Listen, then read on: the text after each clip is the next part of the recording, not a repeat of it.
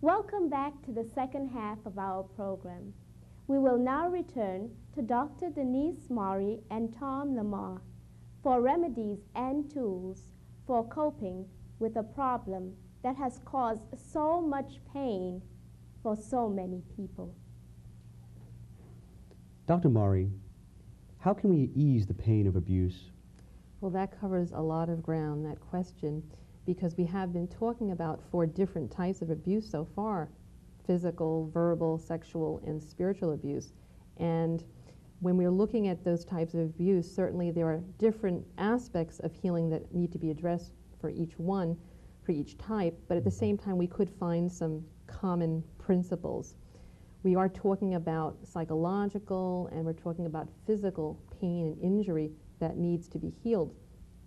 So if we're looking at the abuser, I think it's plain to say that the abuser really needs to turn completely from his wicked ways, and he really needs to make a commitment to follow in the footsteps of Christ in order to really change his life. But as far as the victim is concerned, the victim of abuse has really been carrying crosses for a long time, is in a position of just surviving and really miserable kind of surviving. And what the victim needs is a new life, a new beginning. I can understand the radical changes that the abuser needs to make change in his life, but what about the victim? Dr. Mari, what is the first step in the process of healing for a person who's been abused? Well, the very first step is that the person who is in a process of being abused needs actually to remove himself from the abusive situation. I mean, this may seem simple, but often breaking that chain, actually making a decision to part from the abusive situation, is the necessary beginning.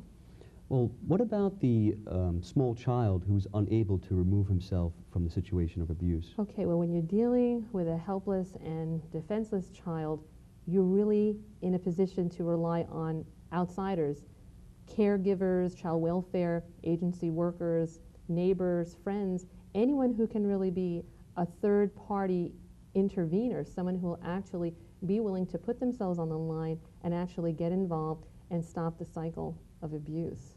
Beyond the removal from the situation, how can someone take steps to heal those emotional wounds that have been inflicted by others? Okay, now when we're dealing more with the inner healing that's necessary, we're really talking about a need for professional counseling service.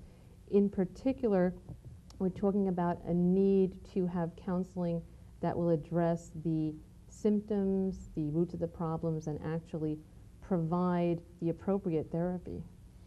Is counseling just a matter of listening to the victim and listening to the victim relate painful memories and then offering practical advice? Or is there something more to working with an abuse survivor? All right, well, certainly it's important for a victim to be able to relate the injuries that she has experienced. At the same time, practical advice is often very called for, particularly at the beginning steps when a person is removing himself from the abusive situation. But beyond that, what we're really looking for is a counseling situation where we have a new role model for the abused person, someone who is tender-hearted, loving, has a good heart, a Christ-like heart, who is able to walk the abuse victim to a new stage of development, to a new beginning, and actually show love, decrease irrational fears, and also try to help the client decrease the controlling behaviors that are often a very big part of having survived the abuse syndromes. Mm-hmm. What about trust? What role does trust play in the counseling, the faith-based counseling? Yes, well, we're talking specifically about religious-oriented or faith-based counseling. Trust is at the core because the essence of what happens in abuse is a broken trust bond. If we have a bond of trust that is broken, then we're going to be needing to find for the abused survivor counselors that are actually so trustworthy that the client can really feel comfortable that she'll not be wounded again in that kind of a process. So that is a critical feature and quality that a counselor needs to possess. Is trust important in other areas of our life? Yes, in fact, trust is certainly what is the essence of being in a relationship in a normal family background. I think that if a child grows up in a situation where he can really be vulnerable, show his weakness to his parents because they are trustworthy, then he's going to be in a position to accept love, to become more surrendered to his parents. Basically, we're talking about a healthy relationship with an authority figure, one in which a person can feel surrendered and not have to be overly controlling or overly defensive in the face of that kind of relationship bond. So we're really talking about something that is critical in the foundation of loving relationships. Should a victim confront his abuser as part of the healing process? And what if the abuse is something that happened long ago? Well, these kind of questions come up over and over again.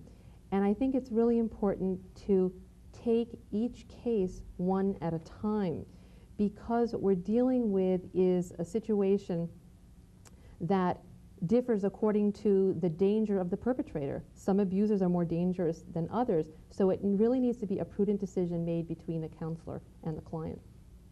What role does forgiveness play in the healing process? Well, forgiveness is the key, because forgiveness is what enables a heart and a relationship to change to love where previously there was injury. So that is really critical.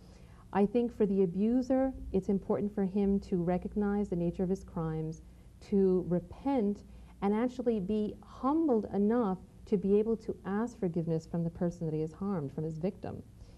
And for the victim and now survivor of abuse, forgiveness is key, because if so much time has been spent by a victim reviewing the pain and dwelling on the injuries, even though it's important to, of course, feel the emotions that have perhaps been buried alive, it's really important for the victim to come to a position where she can understand the imperfections and failings of the abuser, have mercy, and actually forgive him and release him. In a sense, release herself from all the energy draining dwelling on the abuse situation. How does personal faith in God affect the healing process?